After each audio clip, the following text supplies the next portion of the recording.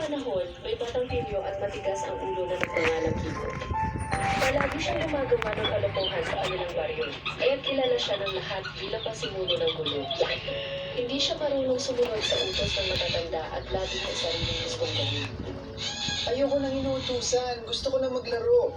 Mas masaya kapag ako'y naglalaro. Palaging napapagalitan si Kiko ng kanyang ina dahil sa kalikutan at katigasan ng ulo.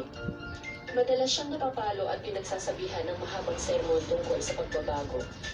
Ngunit tila hindi ito natututo at patuloy pa rin gumagawa ng kalokohan araw-araw.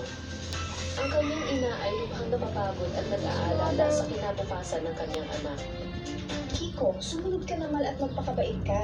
Hindi ka ba napapagod sa kakasaway ko?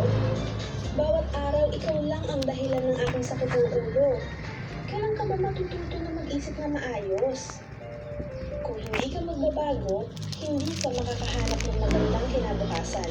Tandaan mo yan. Walang gustong makipagkaibigan kay Kiko dahil